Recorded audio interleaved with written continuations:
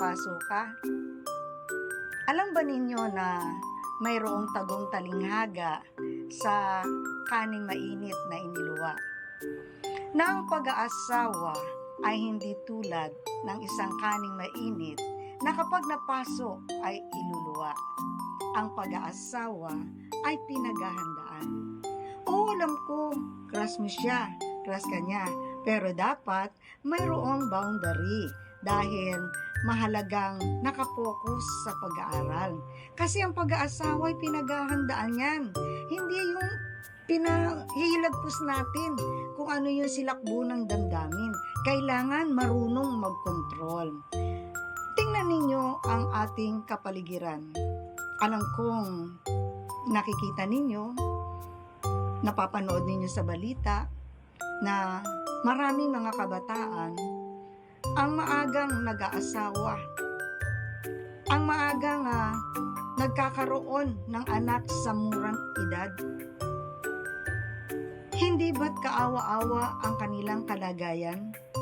Hindi na sila nakatapos, hindi pa nila maibibigay kung ano ang pangangailangan ng kanilang naging anak. Kung titingnan nga natin, madalas ay luging-lugi ang babae dito. Dahil kapag nanganak na siya, iniiwan na siya ng kanyang boyfriend. Bakit? Kasi hindi siya handa na harapin ang responsibilidad ng maling ginawa niya. Takot siya. Takot siyang harapin ang katotohanan kung paano magkaroon ng isang matatag na pamilya. Kasi hindi nga handa eh. So, kailangang mag-focus sa pag-aaral. Kailangang maging matibay, matatag, upang may sakatuparan kung ano yung pangarap ninyo. Ang pangarap ninyo o ang kurso ninyong kinukuha ngayon, yan ang magiging buhay ninyo pagdating ng araw. Pangarap ninyo rin na magkaroon kayo ng sariling pamilya. Kung talagang pangarap na magkaroon ng sariling pamilya, ngayon pa lang ay paghandaan na ito upang maging maganda ang kalagayan ng magiging anak ninyo. Ganon din, makakatulong din kayo sa inyong mga magulang kung nakatapos ng pag-aaral. Focus lang. Focus lang sa ngayon sa pag-aaral.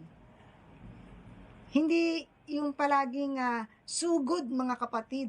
Kasi pag lagi tayong sugod ng sugod, nang hindi tayo nag-iisip, at pinahihilagpos natin kung ano yung damdamin natin, talagang namamali ng landas ng buhay.